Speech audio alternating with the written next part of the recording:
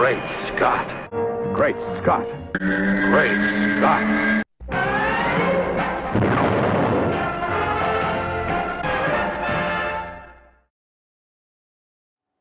Hello everyone, and welcome to another fabulous edition of Great Scott. I'm Scotty V. It's good to see you. Thanks for watching. So today, as promised last week, I am going to take you through our journey to the world premiere through photos. Those of you who are bored by this, you can tune out, but be warned, you will miss some awesome photographs. Like this one of me on the way to the world premiere, actually taking photos of myself with my camera phone flipped around and driving at the same time. I actually got some well wishes on my way. Watch how you're driving, Scotty. Please don't die. Those sorts of things. And then I got the normal people saying, you're a hack. We hope you die in a horrible crash. But I also did a little extra bulletin of Great Scott. If you haven't seen it, it's on my Facebook page. Scott Vinicombe is my Facebook page. I did it as I was driving to show you my excitement for the film as I was going.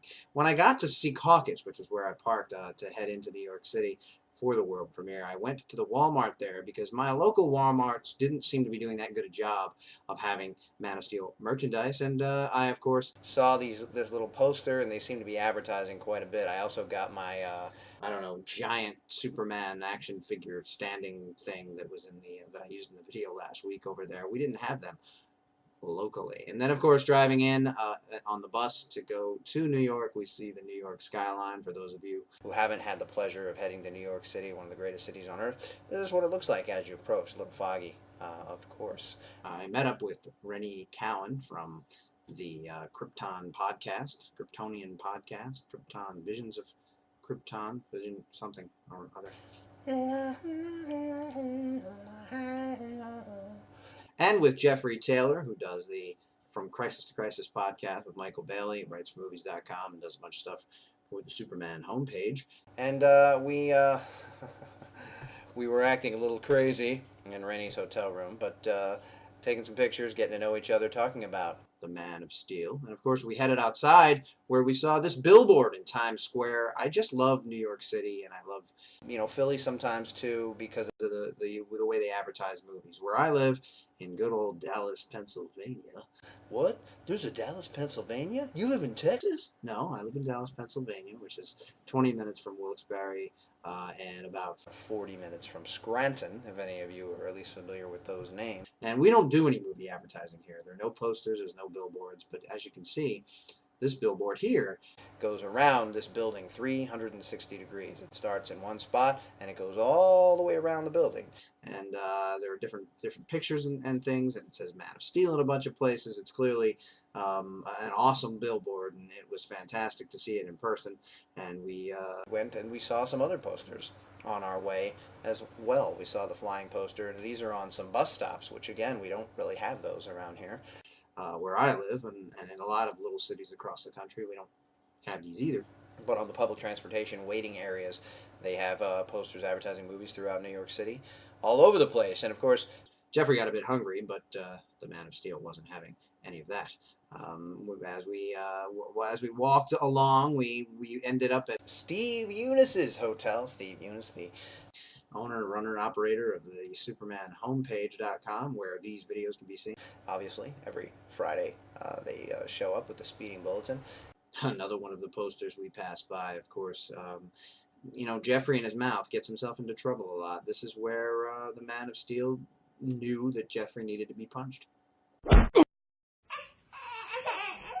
And we saw that as we were waiting for Steve, that Jeffrey had unfortunately died.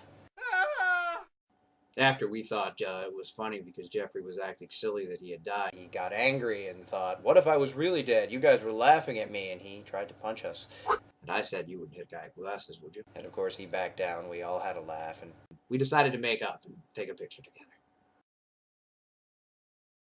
We moved on to the premiere, and Steve and myself and Carol, we were there together. Carol is, of course, Steve's sister. She looked lovely at the premiere. We were inside the Albert Tully Hall in Lincoln Center, waiting as the stars walked down the red carpet. I showed you some of that happenstance as we traveled through time last week.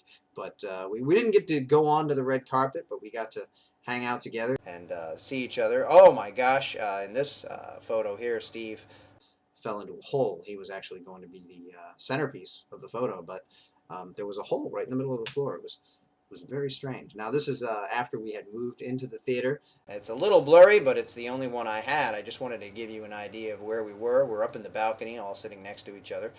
And as you look across, you can see how the screen isn't really even the size of a regular movie screen to begin with. Plus, we're way up in the balcony, so we're having difficulty being really excited about the size of the screen, but I didn't really think too much about that as I was there because we were just jumping up and down that we were at the premiere to begin with. And of course, last week I had a little mystery man in my video. I had attempted to do a Great Scott from the theater right before the movie got started to give you a little bulletin on what was going on. And as I traveled through time last week, I showed you this man. And to give you the answer, it's Daniel Day Kim from Lost. He was there. Daughtry was also wandering around the after party once we arrived there. When you get to the after party, there's the suit above the bar in a glass case. It was looking great. There were live drummers and live musicians. Hans Zimmer ended up on stage with a group of musicians playing the theme from the movie. It was just a great time.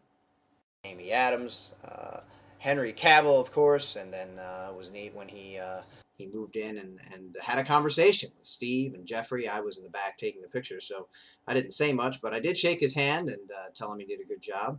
And he, of course, said that the Superman homepage was the only Superman source of information on the web that he visited frequently because he really believed that we were impartial and that we had the best information about Superman on the web. This is how close to the Empire State Building we were at the party. It's kind of hard to tell in a photo, but we were very close, and of course still very foggy.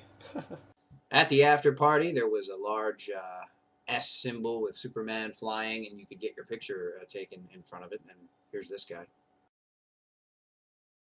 Not that these are related to the premiere, but after we came back from the premiere, I had the Walmart showing to go to, which ended up being kind of a bust. I expected it to be sold out and full because the tickets were on sale for quite some time, but it turned out that there was not even a quarter of the theater full. I guess nobody really knew about it, and at Walmart, from what I heard, ended up giving all the tickets to their associates that they didn't sell, and many of the associates apparently didn't show up because the theater wasn't full, and Walmart employs over 300 people, but there wasn't anywhere near 300 people in the showing. The people who were there did seem to enjoy it, but before I went, I put up this picture on Facebook trying to decide which of my Man of Steel shirts I should wear. I ended up going with the blue one. That was the one I wanted to go with anyway, but it ended up that the silver and black one got the most votes. The blue and silver were neck and neck for most of the day, and then after I didn't have any time, I had already ironed the blue shirt because that's the one I had wanted to wear, and I was on my way out the door, was going to be late for the movie, and realized that the black and silver shirt actually ended up having the most votes. And here, of course, are my beautiful daughters, Lexi and Chloe, hanging out with their Superman capes on and holding some of the Man of Steel toys that I got for them. Thanks, everybody, for watching, and remember, always look up in the sky.